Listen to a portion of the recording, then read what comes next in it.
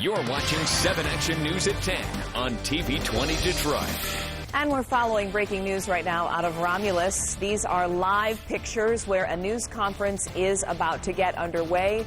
We're about to meet the Syrian scientists coming to Metro Detroit in hopes of starting a new life.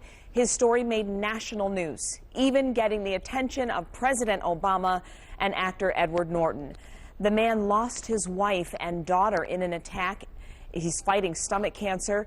7 Action News reporter Aaron Baskerville is there. We're going to go to him with a live report coming up. And we're continuing to follow breaking news out of Romulus. We're looking at those live pictures where this news conference is just getting underway. We are about to meet that Syrian scientist.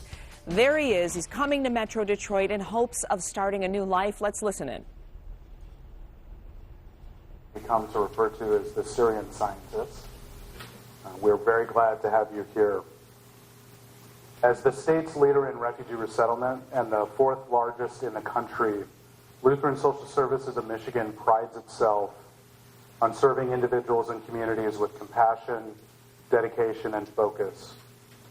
Since 1949, we welcome families seeking safety when their native lands are in turmoil, and today that crisis happens to be in Syria. Thanks to the widespread exposure this family has received on Humans of New York, which inspired comments from President Barack Obama and subsequent fundraising campaigns by the actor Edward Norton and local college student Daniel Kang, the Hamo family's story is now very well known. We're in contact with these generous individuals and will be working with a financial advisor on how best to manage these funds. Mr. Hamo has disclosed details of his medical condition in his Humans of New York interview, and we are coordinating with local medical professionals to secure treatment for the family and their health. That is of our greatest concern. This is the same care that we provide to all refugees. That is part of our overall effort to help refugees find peace, security, and wholeness here in the United States in their new home. This year, LSSM has welcomed more than 100 Syrian refugees to Michigan and more than 1,127 refugees in total this year. We help refugees find a home, find work, schools, English language classes, medical attention, and guide them in acclimating to their new home and culture.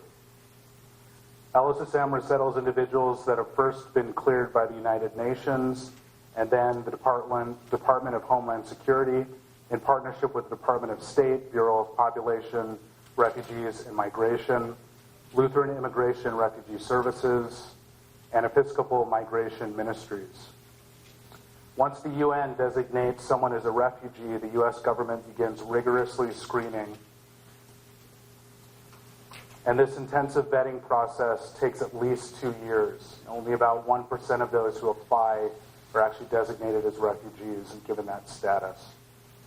It's not an easy process, nor should it be. It's actually easier to come here through traditional means of immigration channels than to come as a refugee.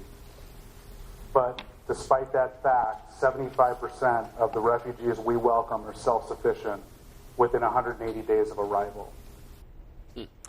Now, you've been listening to that live press conference. That was a representative from the Lutheran Social Services speaking with a Syrian refugee, came here, going through a medical condition, hoping to make a better life for his family. As he pointed out, there's the 4th largest Syrian population in America, so it's certainly a good place for him to make his start right here.